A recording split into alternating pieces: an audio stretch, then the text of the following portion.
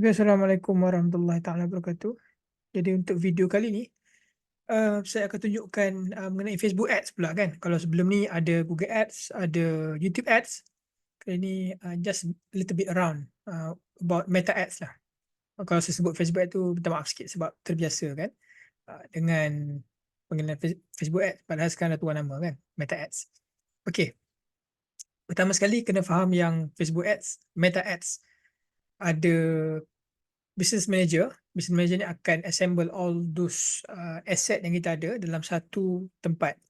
Dia akan pool, dia jadi tempat pool lah untuk asset, fanpage, untuk account IG dan sebagainya.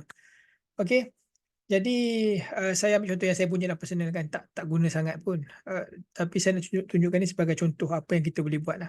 Pertama sekali kita boleh buka kat sini, kita buka business manager dulu. Kita login business manager kita, just Google je business manager, ataupun pergi dekat bahagian Facebook, cari Ads Manager. Nanti dekat Ads Manager tu godek-godek sikit akan ada function macam ni kan, ada third gear macam ni, tiga garis macam ni. So daripada situ adalah function business setting, business manager semua ni. Okay, sebelum apa-apa, seperti biasa kita kena faham yang ads platform is just a catalyst kan, cara kita nak reach out kepada audience di luar sana. Kita mungkin boleh ada produk yang paling bagus, kita mungkin ada uh, apa sajalah yang paling bagus kan, tapi without a good offer, without a good message, it's still not worth it lah. Jadi apa yang kita kena buat ialah sebelum kita masuk ke dalam platform periklanan, kita kena make sure yang semua perkara dah kita siapkan awal.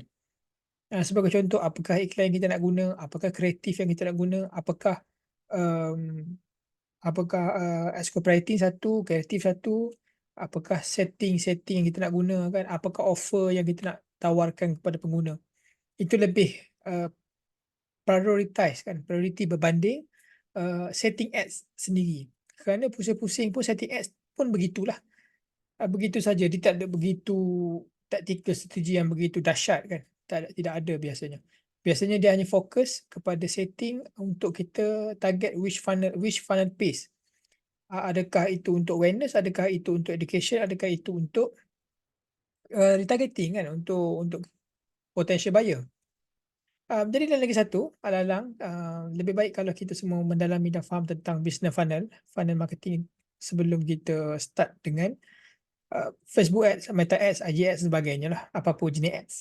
Okay, so saya akan bawa explore business setting, business manager punya account supaya at least kita tahulah kan apa dia punya function.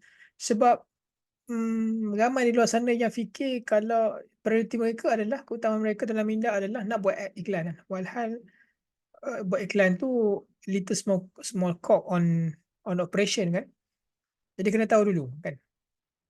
Okay, first thing kita ada kat sini adalah ads manager. Ads manager ni tempat kita nak buat ads. Okay, business setting ni kat sini, semua yang ada kat sini kat saya bawah kiri ni adalah untuk business setting. Okey, apa gunanya? Contohnya kita dalam akaun ni siapa yang kita nak sebagai admin kan? Contoh macam ni saya seorang lah, akaun personal. Katalah kita ada page kan? Ada page. Okey, page apa kita ada? Jadi kita akan campakkan ke sini kan? Kita akan add a page ataupun request ataupun create page baru dekat sini. Sama juga dengan ads account. Ads account kita akan add di sini ataupun create baru di sini. Satu business manager biasanya 5 ke 6 ad account lah dia akan bagi kan? Business asset group, okay, yang berkaitan dengan organisasi kita boleh letak kat sini juga. Apps, Instagram, kita boleh connectkan dengan WhatsApp kita. Untuk data source ni, katalog, kalau kita menggunakan e-commerce, kita boleh add katalog, kita boleh sync actually. Kita boleh push feed kita kepada website boleh fetch daripada Facebook boleh fetch daripada SML website. Okay. Pixel untuk tracking kan. Untuk tracking ada pixel. Kalau sebelum ni saya ada terangkan mengenai sedikit mengenai Analytics, Google Analytics, sedikit mengenai Google Ads. Sebenarnya lebih kurang saja Facebook pun kena pasang pixel kan. Jadi pixel Facebook ni dia first kena ingat base code kan. Base code yang dia bagi dataset. So daripada situ bagaimana data set Facebook buat adalah dia minta kita letak kod dalam website.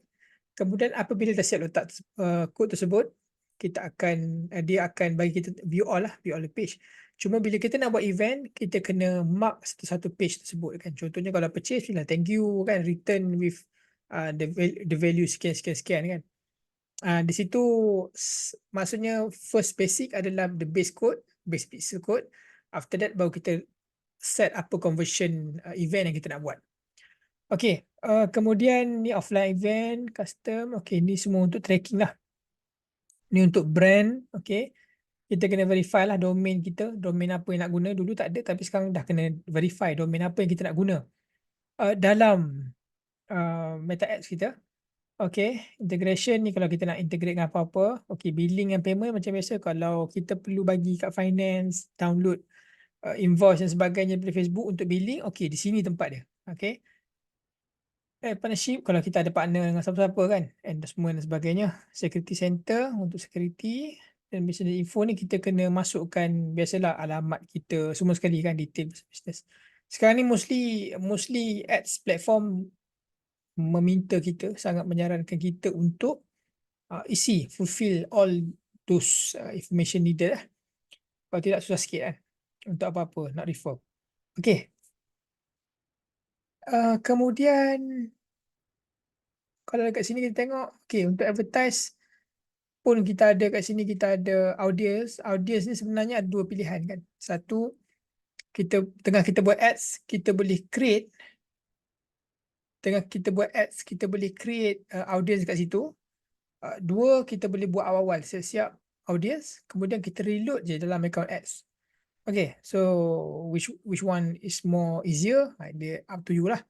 Okay, yang ni automated rules. Kalau kita nak setting contoh macam if cost per action of the customer purchase contohnya lebih RM50, no off ads tersebut, gunalah automated rules kan. Campaign planner, creative hub ni untuk letakkan media. Ads reporting, kalau kita nak tengok ads reporting, kita akan rujuk dekat ads reporting lah. Ini function ni ada insight nak dapatkan maklumat pasal audience, dan sebenarnya banyak perkara yang balik-balik kita akan fokus dekat sini juga. So jelas kat sini add satu perkara yang really small matter kan, nak setting ads tu lah. Tapi the big picture is pelbagai kan, various variable need there. Macam contoh kreatif, UGC lah sekarang ni kan, UGC, lepas tu copywriting kan, yang lepas tu irresistible offer, yang itu lebih penting sebenarnya berbanding ads. Okay, setting ads maksud saya, setting technical ads lah. Okay, kalau ini commerce manager ni khas untuk manage produk-produk katalog kan. Kita push katalog dan kita kena manage lah, ada off, ada on, ada yang pause dan sebagainya. Okay, so itu mengenai business manager. Business meta suite ni kalau kita nak manage fan page, kita sebagai admin kita nak manage fan page dan sebagainya, dekat sini kan, dekat sini kita boleh manage message dan semuanya lah. Okay, dan bila kita ada satu kita nak bagi assign people to any asset yang kita ada, contoh fan page kan, so kita nak assign another people, kita just tekan je nama dia dan kita boleh bagi all lah kalau kita nak bagi, ataupun kita boleh bagi partial access kan, pun boleh. Lepas tu kita tekan assign, buatlah sesuatu untuk page, Instagram account, ad account kan, buatlah Instagram, WhatsApp apa semua, buatlah kat situ, assign people, give their access kan. Alright, so kita akan proceed ke ads. Jadi kena faham ads dia ada hierarki yang senang difahami kan, sebab setiap platform periklanan tak akan menyusahkan pelanggan dia. Dia akan make really great user experience at least kan. Dia akan get shortest path for the customer to use the product. Okay, sebagai contoh sekarang ni saya buat sampel satu. Tapi katakan first kita akan kena decide apakah objektif campaign yang kita nak buat. Okay, kalau kita nak buat awareness, kita boleh ambil awareness. Kalau kita nak traffic, kita boleh guna traffic. Contoh, sebab itu kena faham dulu apakah path periklanan yang anda nak guna. Katakan hari ni anda nak buka kedai. So bila nak buka kedai, katalah tak ada website, tak ada apa, nak buat ads untuk kedai je kan. Jadi anda pun upload gambar lokasi kedai dan sebagainya. Apakah objektif yang sesuai? Mungkin kalau tanya pada saya, mungkin engagement, mungkin awareness, mungkin traffic. Kalau tak ada awareness tak perlulah. Mungkin awareness dengan engagement. Okey. Tapi kalau anda kata kita ada website, kita menjual produk-produk tertentu dan kita ada landing page dan sebagainya, apakah objektif yang sesuai kan? Mesti kita akan kata kita akan gunakan traffic, leads, bukan traffic dan sales lah. Okey. Dua objektif tersebut sama ada dua. Yang mana lebih sesuai bergantung kan. Kalau tanya saya akan cuba je dua-dua. Yang mana okey saya akan stick dengan objektif tersebut. Okey, kalau anda kata kita ni buat business service kan, yang memerlukan kita jumpa terlebih dahulu pelanggan, barulah kita boleh close. Kita tak boleh guna purchase kan, kita tak boleh guna sales dan sebagainya. Tapi kita boleh guna leads kan. Mungkin kita akan guna leads ataupun website traffic. Jadi awal-awal kita kena decide dulu apakah path marketing yang kita nak kan, advertising path yang kita nak. Kita tak boleh simply pick sebab kita jumpa dekat Facebook ataupun dekat social media ada orang tunjuk this works. Ya, dia works untuk bisnes mereka dan belum tentu ia berkesan untuk bisnes kita. Jadi sepatutnya kita lebih cakna hal tersebut lah. Okey, katalah saya tunjuk demo. Okey, sebelum tu ini mengenai objektif lah. Kena faham yang Facebook ada campaign, ad set, ads. Okey, ingat betul-betul yang ini. Kalau campaign kita tentukan objektif. Kalau ad set dekat sini kita perlu setting apakah placement yang kita nak guna. Placement, lepas tu berapakah bajet kita nak letak. Okey. Location dan audience kan. Sekarang ni audience dia Advantage Plus. Anda kata kita tak nak guna Advantage Plus, kita boleh guna original lah. Kita just tekan kat sini, kita gunakan original audience. Okey. Okey, dan kita setting. Okey, kita setting kat sini ya. Audience. Okey, berapa umur audience kita, apa gender mereka, apa interest mereka kan. Seperti biasa bergantung kepada offer yang anda bawakan, customer kriteria yang anda bawakan. Sama juga macam placement pun boleh manual, boleh Advantage Plus kan, which is auto.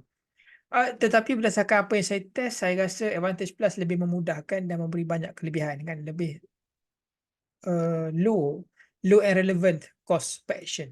Jadi setakat saya manage untuk ni lah, untuk klien dan sebagainya. Okey. Dan berbalik kepada audience ni ada dua lah. Satu custom audience. Custom audience ni adalah audience yang kita boleh setting. Siapa yang pernah interact website kita, siapa pernah interact dengan Facebook kita, IG kita boleh create di custom audience.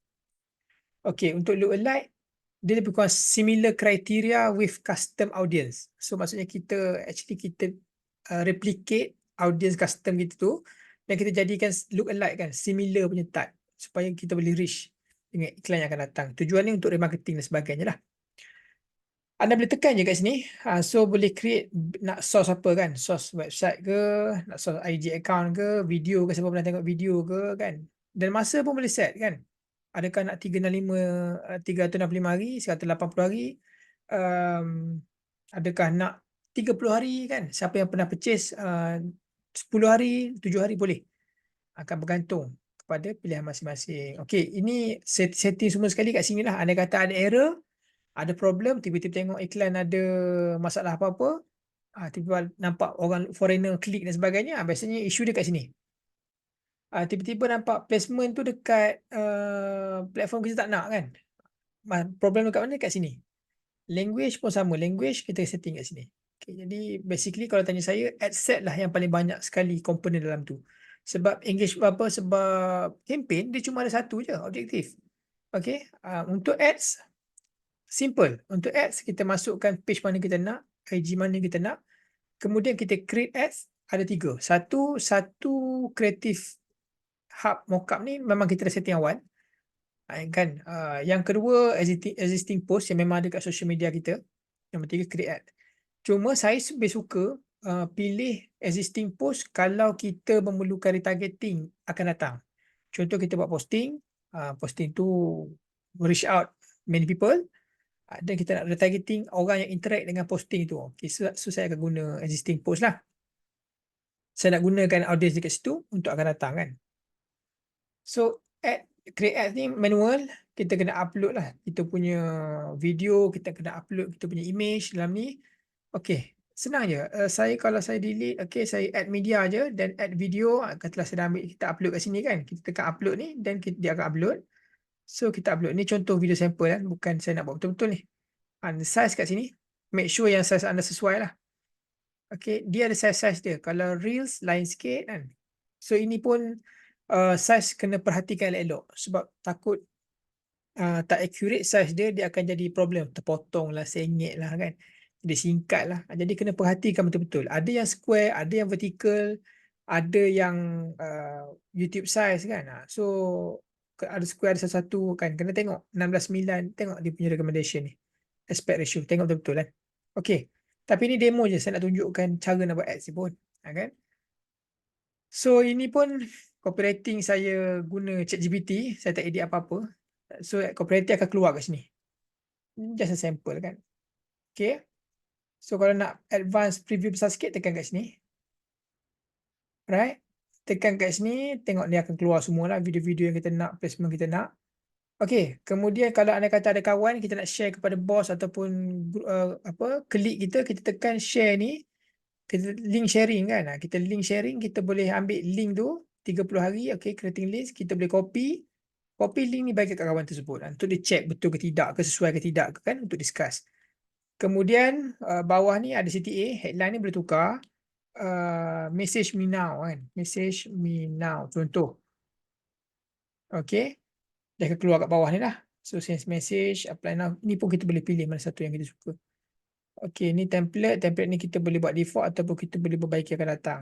Okay, website event kalau kita set up kita punya pixel apa semua, dia akan keluar kat sini. Jadi kita tekan dan just tick kan, supaya pixel tu boleh ada data flowing into the website. So kita boleh tahu audience mana kita nak interact. Okay, itu je untuk Facebook ad. Alright, kemudian kita tekan publish. Anda kata ada error, kita kena tengok apa error tu dekat mana. Adakah dekat ad set ataupun dekat ads, bahagian ads kan. Ads ni cuma ada creative, copywriting, website tracking. Tiga tu je. Kan? Semua berkaitan dengan creative things, image, video, copywriting, website tracking dekat ads. Tapi adset berkenaan dengan customer semua dekat adset, dekat placement, itulah placement, audience, umur berapa, location dekat mana, semua dekat situ, dekat adset. Okey, ada soalan hari tu tanya kalau akaun saya kena ban macam mana. Jawapannya sekarang ni kalian kena hubungi Meta representative, maksudnya ada kan, dia akan email, dia biasa akan email ataupun mungkin kita boleh chat support kan. Kita boleh chat support. So tu pun satu, chat support Meta Ads. Lepas tu ada yang tanya macam mana nak tentukan iklan tu berkesan atau tidak. Caranya adalah kita kena tengok matrix kan. Bila kita running sehari ataupun 2 hari, kita akan tengok adakah kosnya berbaloi dan apa matrik kita nak measure. Kalau anda kata matrik itu awareness, so measure lah dengan awareness. Kalau matrik itu sales, measure lah dengan matrik sales kan. Measure dengan matrik yang kita nak kan, bukan matrik yang kita tengok pukul rata. Okay, so kemudian ada pun kat sini kita boleh breakdown pula by placement, by day. Kita boleh apa kita kata? Boleh kita kecilkan lagi kan, breakdown lagi. Report kat sini, performance pun kita boleh macam-macam jenis column kita boleh buat kat sini. Performance click kan. So kat sini kita boleh tengok. Jadi Meta Ads banyak matrix tu kita tengok. Cuma banyak matrik ni dia ada sanity kan. Maksudnya vanity, tak clear. Maksudnya tak sesuai untuk bisnes kita, tapi kita rasa benda tu penting kan. Sebenarnya tidak. Sebenarnya kita kena stick dengan satu matrik that matters untuk kita. Tak perlu kita banyak matrix kan. Kemudian kita paralyze sendirian kan. Jadi rugilah. Rugi. Kita akan cut performing ads awal. Kita akan rasa benda tu tak okey. Padahal okey je sebenarnya kan. Ada return pun. Tapi kita akan cut awal. Kita akan rasa kita akan miss few things lah kan. Kita akan miss few things berkenaan dengan performance ads. Baik, itu saja berkenaan dengan Facebook ads. Lepas tu anda tekan review and publish dan dia akan approve insyaAllah kalau menepati kriteria. Itu saja perkongsian daripada saya mengenai Facebook ads. Tak ada saya terangkan mengenai skills apa-apa semua teknik pun tak ada, sebab ini cuma video untuk terangkan prosedur dan sedikit function mengenai business manager. Harap membantu. Assalamualaikum.